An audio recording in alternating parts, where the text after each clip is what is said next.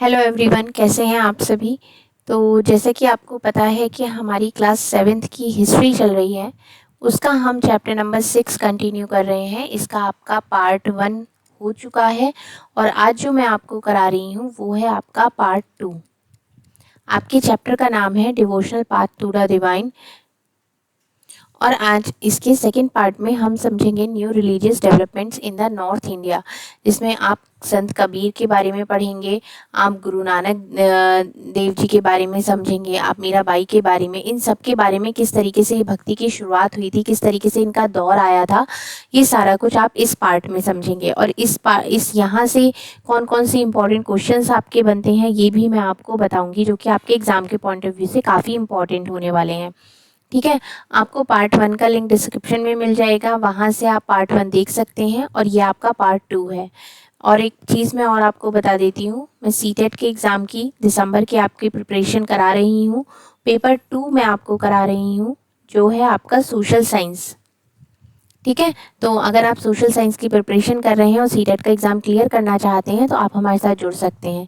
चलिए चैप्टर को स्टार्ट करते हैं। The period after the 13th century saw a new wave of the bhakti movement in north India. अगर हम नॉर्थ इंडिया की बात करते हैं तो 13वीं शताब्दी में लोगों ने बहुत एकदम नई लहर भक्ति की उस टाइम पर आई थी। दिस वॉज एन एज, ये वो समय था, ये वो एज थी जब इस्लाम हो गया या ब्राह्मणिकल हो गया, हिंदुइज्म हो गया, सूफिज्म हो गया, वेरियस ट्रेंड्स ऑफ भक्ति के आए थे। एंड जो नाथ पंथ थे या सिद्धार्थ थे, योगीज थे, इन्फ्लुएंस वन अदर, एक दूसरे पर इनका काफ़ी प्रभाव पड़ा था। हमने देखा था we saw that new kingdoms, जो कि आपने चैप्टर नंबर 2, 3 और 4 में देखे थे, were emerging and people were taking up new profession. उस समय ये सारे जो थे ये उभर रहे थे, नए नए राज्य उभर रहे थे और लोग नए नए व्यवसायों को चुन रहे थे, अब खुद के लिए नए नए रोल को ढूंढ रहे थे। सच पीपल स्पेशली, जो कि इसमें से कुछ लोग थे जो कि स्पेशली क्राफ्ट पर्सन हो गए या आपका प्लीसेंट्स हो गए, ट्रेडर्स हो गए, लेबर्स हो गए, ट्रॉन्ग to listen to these news. ये नए नए जितने भी ये संत महात्मा थे इनको सुन रहे थे और उनके जो आइडियाज़ थे उनको लोगों तक फैला रहे थे। अगर हम आगे देखते हैं, ये इमेज यहाँ पर आप देख सकते हैं, इस तरीके की इमेज अगर कभी आप वृंदावन गए हैं ना, स्कॉन में आपको या प्रेम मंदिर के आसपास, वहाँ पर आपको ये इमेज ज़रूर दिखेगी। लोग इस तरीके से राधा नाम का गुणगान करते हैं, वहाँ पर राधे कृष्ण करके ये कीर्तन वहाँ पर चलता रहता है। Some of them like Kabir and Baba Guru Nanak rejected all orthodox religion. जितने भी, जैसे कि आपके कबीरदास हो गए या बाबा गुरु नानक देव जी हो गए, इन्होंने जितनी भी रूढ़िवादी धारणाएं थी उनको रिजेक्ट किया है। अदर्स लाइक जैसे कि आपके तुलसीदास हो गए या सूरदास हो गए, accepted existing beliefs and practices but wanted to make these accessible to all. इन्होंने क्या किया है, इन्होंने नई चीज़ों का अपनाया है और ये चाहते थे कि जितने भी लोग हैं वो सब भी इस चीज़ को जाने। तुलसीदास जो थे, जिन्होंने एक तरीके से गॉड को पाया था रामा के रूप में, तुलसीदास की जो कंपोजिशन है रामचरितमानस रिटन, जो कि अवधी लैंग्वेज में लिखी हुई है, is important both as an expression of its devotion and literary work. मतलब वो क्या है, उसमें आपको उनके जितने भी एक्सप्रेशंस हैं उनकी भक्ति के, प्यार के, वो दिखेंगे। उनका जो काम है वो सारा कुछ आपको रामचरितमानस में दिखेगा। अब यहाँ पर क्वेश्चन क्या बनता है, पहला क्वेश्चन यहाँ पर बनता है, रामचरितमानस किसने लिखी है, तुलसीदास ने या सूरदास ने। तुलसीदास किसके उपासक थे, रामा के या कृष्णा के, ये क्वेश्चन बन सकता है। तो रामचरितमानस किस लैंग्वेज में लिखी गई थी, अवधी लैंग्वेज में लिखी गई थी। तो ये यहाँ से 2-3 इस तरीके के क्वेश्चन बन सकते हैं। अब अगर आप आगे देखते हैं, यहाँ हम बात करते हैं सूरदास की। जैसे कि तुलसीदास श्री रामचंद्र जी के बहुत ज़्यादा उपासक थे, ऐसे ही सूरदास जी श्री कृष्ण जी के थे। उनकी जो कंपोजिशन है, अब सूरदास जी की कंपोजिशन कौन कौन सी हैं, उसमें आ जाता है आपका सूर सागर, सूर सारावली और साहित्य लहरी। ये 3 इनकी एक तरीके से रचनाएं हैं जिसमें इन्होंने अपने एक्सप्रेशंस को, अपने भाव को व्यक्त किया है। क्वेश्चन यहाँ पर बनता है सूरदास जी की कंपोजिशन को लेके, जैसे कि आपसे पूछ सकता है कि जो ये सूर सागर है ये किसने लिखी है, सूर सारावली है ये किसने लिखी है, या साहित्य लहरी आपकी हो गई ये किसने लिखी है। तो ये किसने लिखी है, ये आपके सूरदास जी ने लिखी है। ऑल्सो कंटेम्प्रेरी वॉज शंककारा देवा ऑफ असम, जो कि लेट 15th सेंचुरी की बात कर रहे हैं, हु एम्फेसाइजेज, इन्होंने विष्णु जी को एम्फेसाइज किया है काफ़ी, एंड कंपोज पोएम भी लिखी हैं और एसमीज में प्ले भी किए हैं इनके। He begins to practise the setting up of Namghar or house of recitation and prayer. इन्होंने एक तरीके से नामघर की शुरुआत करी, जहाँ पर ये प्रेयर करते थे, रेसिटेशन करते थे और प्रैक्टिस करते थे इन सारी भजन कीर्तन की। This tradition also include saint like Dadu Dayal, Ravidas and Mirabai. और इनके ट्रेडिशन में और भी संत महात्मा इंक्लूड हुए, जैसे कि आपके दादू दयाल हो गए या रविदास हो गए या मीराबाई जी हो गई। मीराबाई कौन थी? मीराबाई एक राजपूत राजकुमारी थी जिनकी शादी हुई बहुत ही बड़े राजघराने में, मेवाड़ के 16th सेंचुरी में। Mirabai become a discipline of Ravidas, a saint from a caste considered untouchable.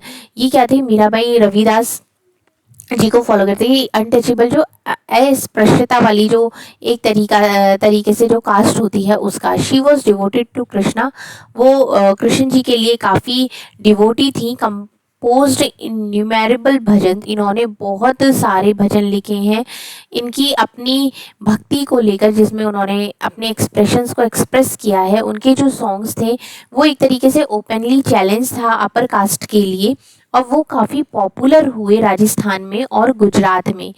A unique feature of most of the saint is that their work were composed in religious language। इन महात्माओं का जो सबसे अच्छा काम क्या था कि ये लोकल लैंग्वेज में लिखे हुए थे, जिससे कि हर कोई इन्हें बहुत ही इजीली गा सकता था।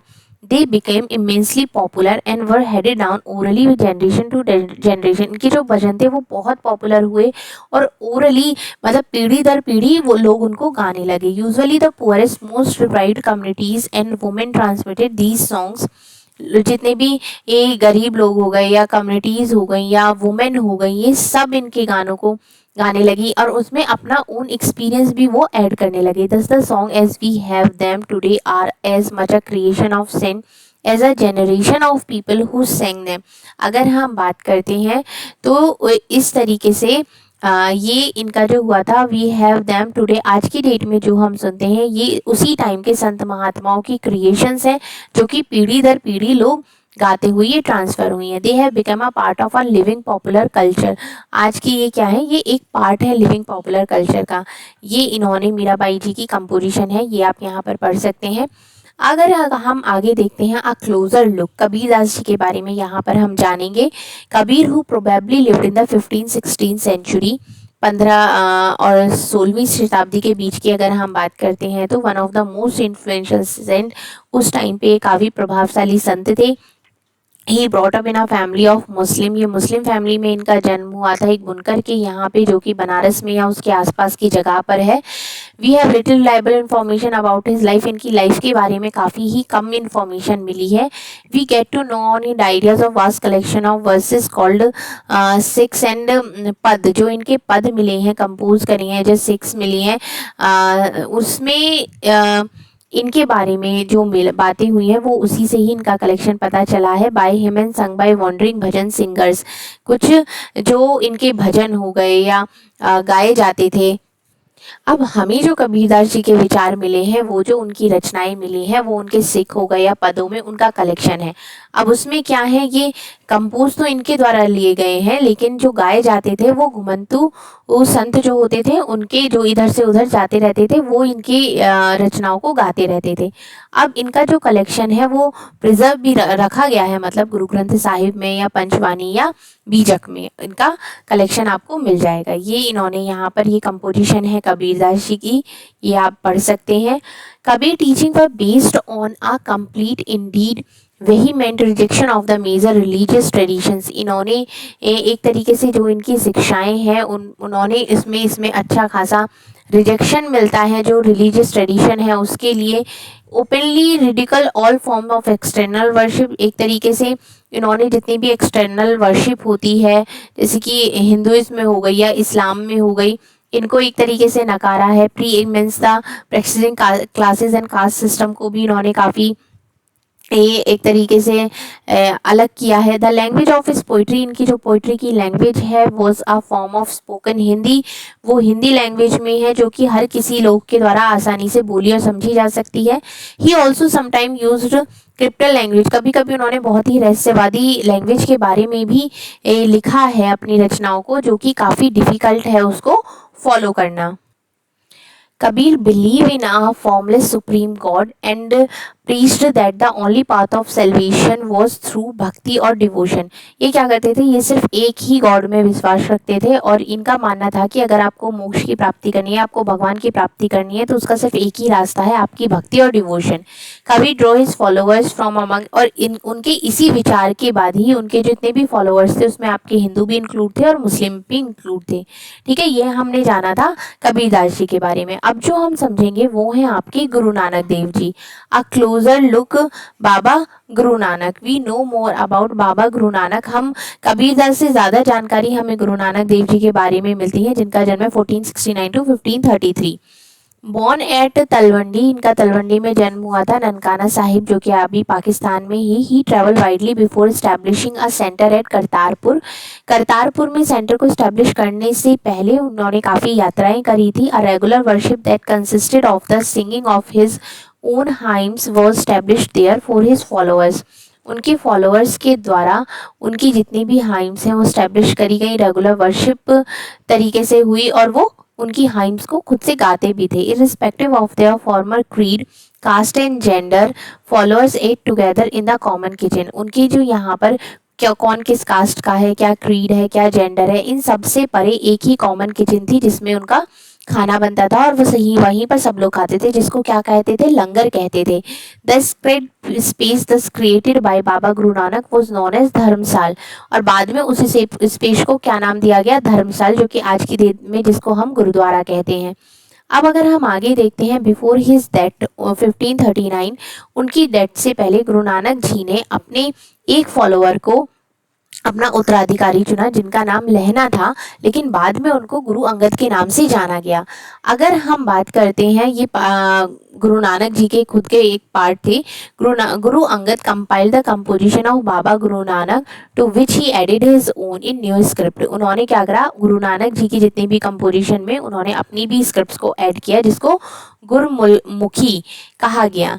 और उनके जो 3 उत्तराधिकारी थे गुरु अंगद के, उन्होंने जितनी भी एक तरीके से ये रचनाएं लिखी वो भी नानक जी के नाम से ही लिखी थी। All their compositions were compiled Guru Arjan, और ये सारी कंपोजिशन को कंपाइल किया गया गुरु अर्जन के द्वारा 1604 में।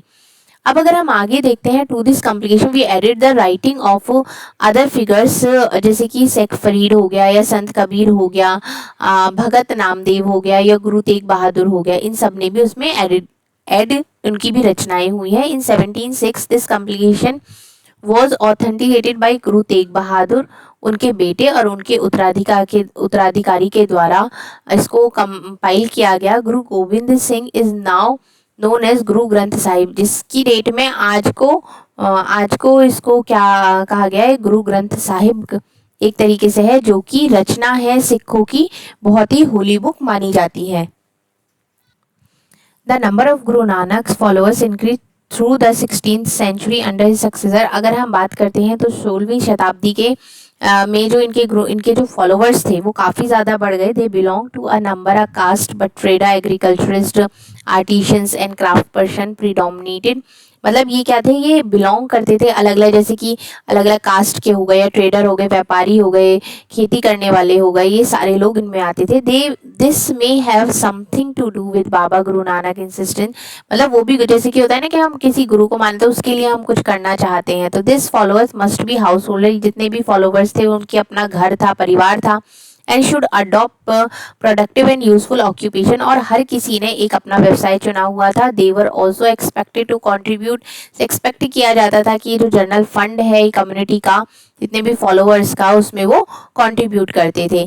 Bye the beginning of the 17th century, अगर हम 17th सेंचुरी की बिगिनिंग की बात करते हैं, the town of Ramdaspur Amritsar में जो है developed around the centre gurdwara called Harmandir Sahib. Golden temple के आसपास ये शहर बसने लगा जिसको अमृतसर कहते हैं हम।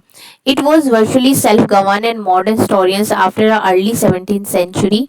सिख कम्युनिटी, जैसे कि अगर हम मॉडर्न इतिहासकारों की बात करते हैं तो उसको वो खुद ही गवर्न करते थे, जिनको वो कहते थे राज्य के अंदर राज्य। उन्होंने ये कहा था जो मुगल एम्परर था उस टाइम पर जहांगीर, उसको इस बात से बड़ा खतरा लगता था, तो उसने क्या दिया, उसने गुरु अर्जन सिंह को एक तरीके से मृत्युदंड देने का उसने फरमान निकाला था। जो सिख मूवमेंट थे began to get politicise in 17th century, तो 17th सेंचुरी में ये जितने भी सिख लोग थे वो एक तरीके से पॉलिटाइज जो होते हैं ना वो हो गए इस टाइम पर। इसको हम राजनीतिकरण कह सकते हैं। तो जो ये था एक राजनीतिकरण 17वीं शताब्दी में स्टार्ट हो गया था। अब ये क्या हुआ था, development which culminated in the institution of Khalsa by Guru Gobind Singh 1699 में बनाया गया। कमिटी ऑफ सिक्स कॉल्ड, जो सिख की कम्युनिटी थी उसको खालसा पंथ कहा गया, पॉलिटिकल एंटिटी ये हो गई थी। अब अगर हम आगे देखते हैं the changing historical situations during the 16th and 17th centuries influence the development of the Sikh movement, मतलब सिख मूवमेंट का काफ़ी गहरा प्रभाव इसमें पड़ा था 16th और 17th सेंचुरी पर। बाबा Guru Nanak had a huge impact on his development of a very beginning, और बाबा जितने भी बाबा गुरु नानक देव जी का गहरा प्रभाव से इसके ऊपर पड़ा था। ही एम्फेसाइज, उन्होंने एम्फेसाइज किया था the importance of worship of God, के एक ही भगवान है उसी की पूजा करनी चाहिए। He insisted that caste creed gender was irrelevant for attaining liberation, मतलब उनकी नज़र में वही कि कास्ट क्रीड जेंडर ये सब कुछ नहीं है, सारा कुछ एक ही होता है, हर किसी को एक ही भगवान की सेवा करनी चाहिए। But his idea of liberation was not that of a state or inert bliss, but rather the pursuit of active life with a strong sense of social commitment। अब जैसा कि इन्होंने कहा था कि अगर आपको मुक्ति की प्राप्त करनी है तो उसके लिए आपका कास्ट हो गया या जेंडर हो गया, इन सब की कोई ज़्यादा इम्पोर्टेंस नहीं है, लेकिन उनका ये था कि ये जो तरीका है आप एक तरीके से निष्कर होकर नहीं गए जैसे कि उदास हो गए हाय हमें मुक्ति चाहिए ये चाहिए, ऐसा नहीं है, बल्कि आप अपनी एक एक्टिव लाइफ जिए, अपना strong sense of social commitment करिए और इस तरीके से भक्ति करते हुए अपने जीवन में भगवान को प्राप्त करिए, ये इनका मानना था। He himself use in term, इन्होंने अपनी सारी चीज़ों को एक सार में व्यक्त करने के लिए 3 टर्म का यूज़ किया। उसमें आता है आपका नाम, दाम और स्नान। नाम, दान और आपका हो गया स्नान, ठीक है, ये इन्होंने 3 टर्म्स को यूज़ किया है अपनी टीचिंग को एक सार कहते हैं ना कि समराइज कर दिया इन्होंने, विच एक्चुअली मीन्स, जिसका अर्थ है राइट वर्शिप, सही पूजा पाठ, वेलफेयर ऑफ अदर्स, दूसरों की सेवा करना, प्योरिटी रखना। His teachings are now recommended as naam japna. उनकी जो शिक्षाएं हैं आज की डेट में रिमेंबर याद करी जाती हैं नाम जप करके, कीर्तन करके, या एक तरीके से वंदना चकना करके, which also underline the importance of right belief and worship, honest living and helping others, मतलब एक तरीके से सही विश्वास करना, पूजा पाठ करना, ईमानदारी से जीवन जीना, दूसरों की मदद करना, यही इनकी शिक्षाएं रही हैं। दस बाबा Guru Nanak idea of equality है सोशल एंड पॉलिटिकल इम्प्लीकेशंस। अब इनके जो ये आइडियाज़ हैं, ये जो इक्वालिटी है क्या है, सोशल और पॉलिटिकल भी काफ़ी implications हुआ है इसमें। This might partially explain the difference between the history of followers of Baba Guru Nanak and the history of followers of the other religious figure of the medieval centuries. इस तरीके से इनके जो ये समानता के विचार थे, ये सामाजिक और राजनीतिक दोनों तरीके से